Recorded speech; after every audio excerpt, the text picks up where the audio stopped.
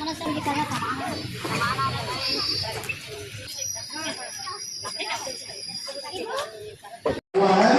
इसी राष्ट्रीय विस्तार अभियान की बात आपसे आप देखेंगे अभी तक टीवी स्क्रीन लाना जिला स्तर तक बच्चों को लेकर जाना पड़ेगा। ये निगेटिव एटीट्यूड है और ये आज आप देखिए इस मानसिकता को हमको दूर करना पड़ेगा। अगर ये मानसिकता हमने विकसित कर लिया कल विद्यालय में तो धन्यवाद पांडे जी, आप हमारे पूरे बिलासपुर जिला के अनुशासन समिति के घोषित चेयरमैन हैं।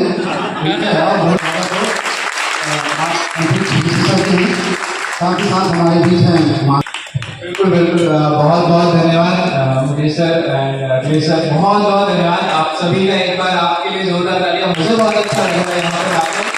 और सिंस आप सभी को एक छोटी सी जर्नी है हमारी रही और बोलने के लिए छोटी है लेकिन वो 8 साल लंबी थी और जिसमें हमने मेरे बचपन का एक सपना था कि मुझे भी आसमान छूना है और दुनिया घूमना है। क्या मैं आपसे पूछूंगा, क्या आपने कभी दुनिया घूमने का सपना देखा है? कोई भी टीचर्स बच्चे बोल सकते हैं यस और नो।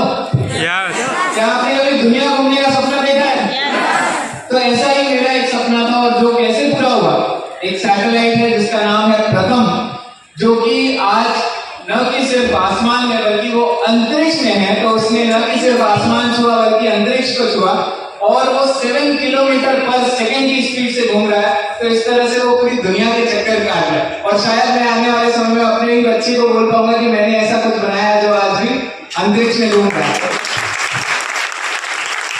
और शायद मैं आपको बताना चाहूंगा सर, हो सकता है मैंने भी इस फील्ड में जब आ गए हम अंतरिक्ष में और फिर बाद में मैंने सोचा कि शायद क्यों ये जरूरी है।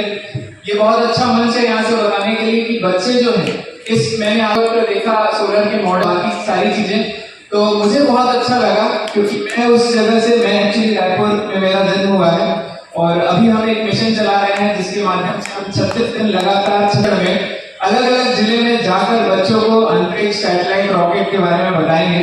तो शुरुआत मैंने जब सोची कैसे हुई, तो आप सभी शक्तिमान जानते हैं? शक्तिमान जानते हैं? बचपन में शक्तिमान आता था रविवार को, तो जब रविवार को आता था सर तो उसके बाद कभी कभी वो मेरे लिए इतना जरूरी था कि कभी कभी वो नहीं आता था।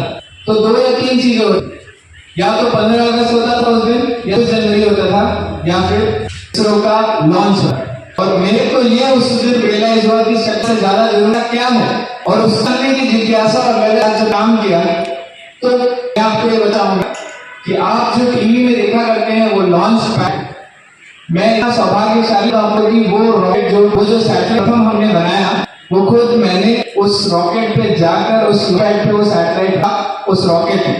वो जो बचपन का सपना करके देखा करते थे और स्वदेश आपने अगर देखी हो तो तरह से वो लॉन्च पैड हमारे लिए हमारी ऐसी जगह थी जहाँ से वहां की खुद मिट्टी हम उठा के ले आए क्योंकि वो हमारे सभी जर्नी थी और उस हमने इसके बाद से किया प्रथम की जर्नी के वो 8 की कड़ी मेहनत के साथ, न कि सिर्फ 1 या 2 दिन या कुछ महीने की बात नहीं थी। ये आज लंबा प्रोजेक्ट 2016 में इसे ये सभी जो आप पहला मॉडल देखने के माध्यम से 2016 में लॉन्च हुआ। इसी तरह से हमारी एक छोटा आप सभी को यह कह के जाऊंगा क्योंकि बहुत सारे टीचर्स हैं और मैं देख रहा हूँ। ये जरूर लगता है कि यहाँ पर सपने देखने जो चाह है वो बहुत ज्यादा है। एक छोटा वाक्य कि हम बहुत सारे जगह पे जब बताते तो एक छोटी बच्ची ने मुझसे पूछा था कि क्या कभी मैंने कहीं वहां जाने के लिए एस्ट्रोनॉट बनना पड़ता, तो उसने कहा क्या वहां जाने की सीढ़ियां होती है? तो मैंने कहा नहीं, वहां क्या स्पेस शटल का इस्तेमाल। तो वो मेरे खुद वैसे भी सब और किया उस छोटी सी ने उसे मैंने काटे देखा था कि सीढ़ियां होती हैं, इसलिए सोचा और आसमान या अंतरिक्ष में सीढ़ियां होती। तो आपको एक छोटी लाइन में कहना चाहूंगा, रात के अंधेरे में खिड़की से चांद देख रहे हैं और दिन के उजालों में वहां तक जाने रास्ता दुनिया को मालूम हो हवाई जहाज जैसे तरीके हम तो जीवों का ख्वाब देख रहे हैं। सो थैंक यू एवरीवन, बहुत बहुत धन्यवाद। जय हिंद जय भारत।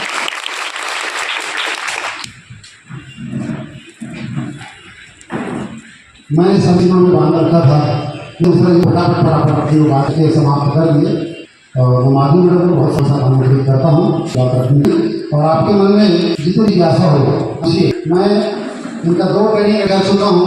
लोग प्रश्न पूछते थक जाते हैं, बताते नहीं, तो जो और सबसे सभी का बहुत आभार जो हुए और आपके लिए जोरदार तालियां। मैं अपनी जर्नी पे जो हमारी है जिसको कहते हैं हमारे लोग की यात्रा की शुरुआत जो जीवन में कैसे वो बताऊं। 2011 में मैंने IIT एरोस्पेस इंजीनियरिंग लिया।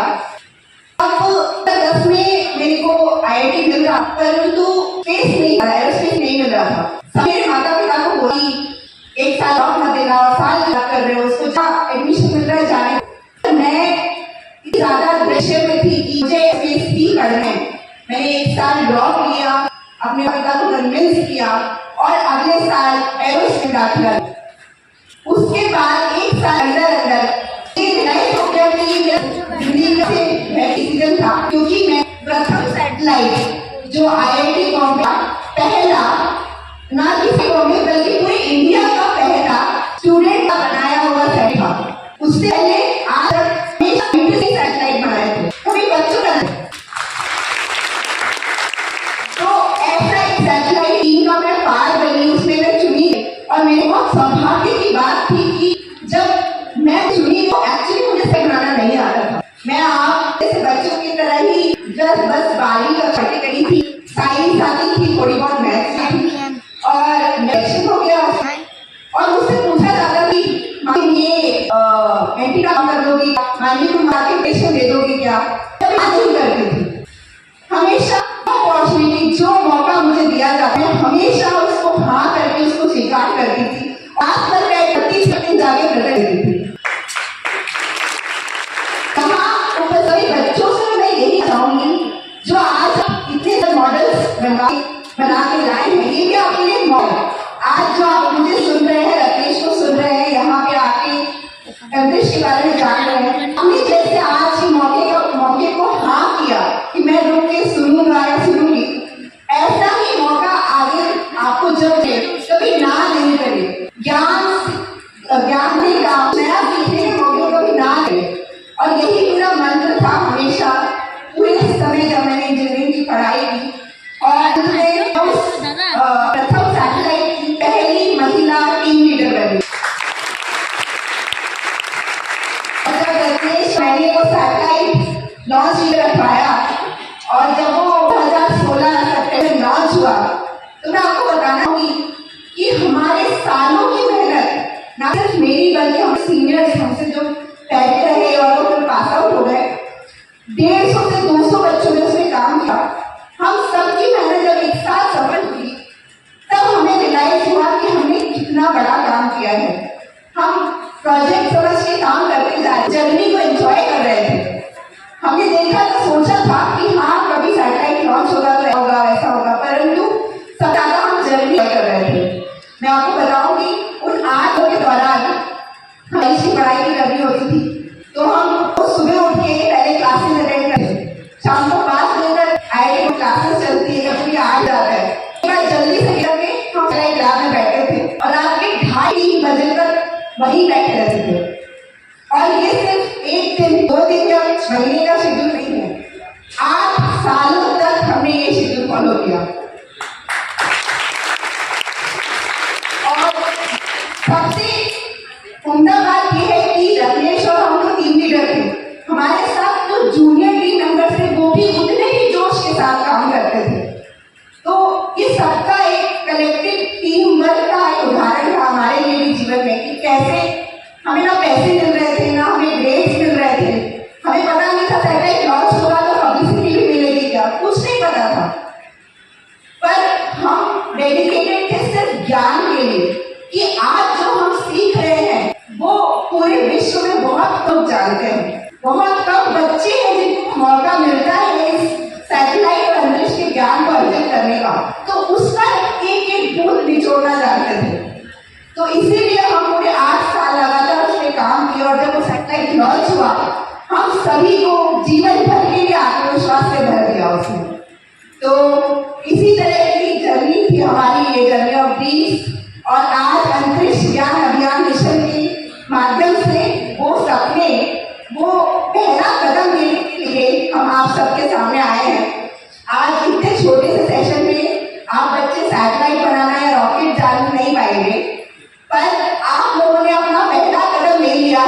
विज्ञान की रेस में आपने वो पहला कदम ले लिया है कि आप भी सैटेलाइट बना सकते हैं, आप भी रॉकेट साइंस डाल सकते हैं।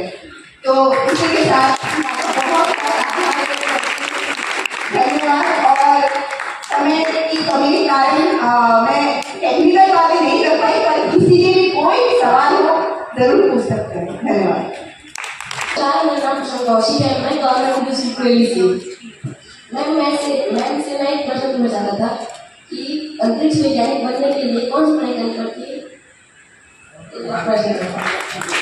यहाँ पे तिरंगा बना हुआ है, उसको कहते हैं इस रॉकेट का पेलोड एरिया, मतलब वहाँ पे उसका एक्चुअल मिशन बैठता है। तो जैसे मंगलयान गया था, चंद्रयान गया था, सैटेलाइट्स जाते हैं जो अर्थ के अराउंड घूमते हैं, वो सब ऊपर बैठते हैं। बाकी इस एरिया के नीचे जितना कुछ भी है सारे रॉकेट्स में सब एक जैसे ही है, सब रॉकेट्स में ईंधन भरा होता है।